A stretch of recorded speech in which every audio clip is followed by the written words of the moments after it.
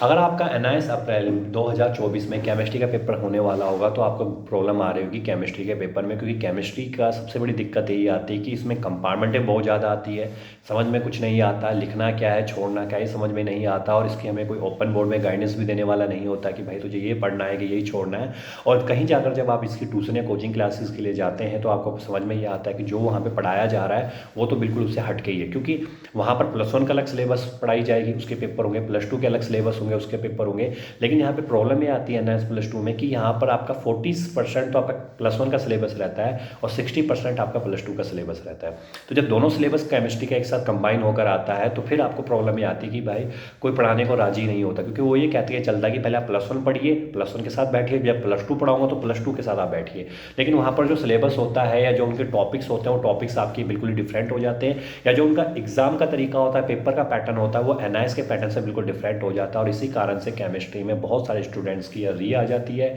SYCT आ जाती है, चाहे फिर वो ऑन डिमांड का एग्जाम भरे हैं। पिछले अक्टूबर एग्जाम की बात करें तो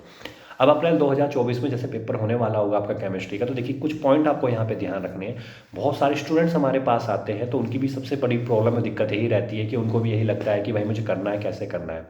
क्योंकि ऑनलाइन क्लासेस भी हमारे पास चलती ही रहती है।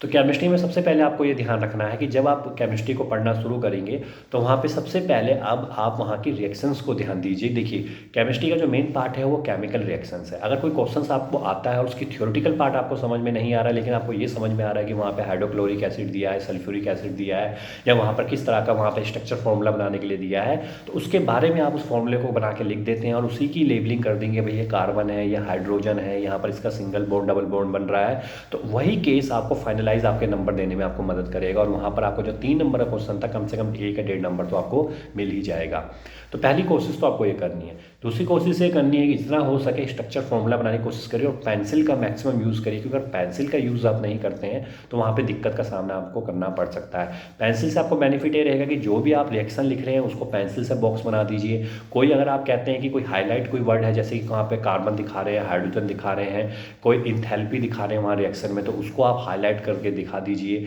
कहीं पर कोई हीट जनरेट हो रही है, कोई कैटलिस्ट जनरेट हो रहा है, उसको हाईलाइट कर दीजिए। कई बार हम हाईलाइट जब कुछ टॉपिक्स को करते हैं तो जो हमारा एग्जामिनर होता है उसको पता लग जाता है कि इसको पता है, ये आंसर तक नहीं पहुंचा लेकिन इसको पता है। तो इस केस में वो क्या करेगा कि आपको यहाँ पर पूरे नंबर आपको दे देता है और कई बार एक आधा नंबर काट के आपको ठीक कर देता है। तो ये आपका मेन बेनिफिट होता है। बाकी आपको करना ये है कि जो भी आपका कुछ सैम्पल पेपर्स है उनको खरीद लीजिए, उसको करने के बाद आप उसके अच्छे तरीके से तैयारी कर लीजिए, क्योंकि उन्हीं में से ही आपका 70 से 80% पेपर बन जाता है और आपको पता लग जाता है पेपर किस तरीके का मेरा आने वाला है। तो ये जो कुछ पॉइंट्स हमने आपको बताए हुए हैं, अगर इन पॉइंट को आप पालन करेंगे तो केमिस्ट्री के पेपर में आप बहुत अच्छे नंबरों से इस बार पास हो जाएंगे।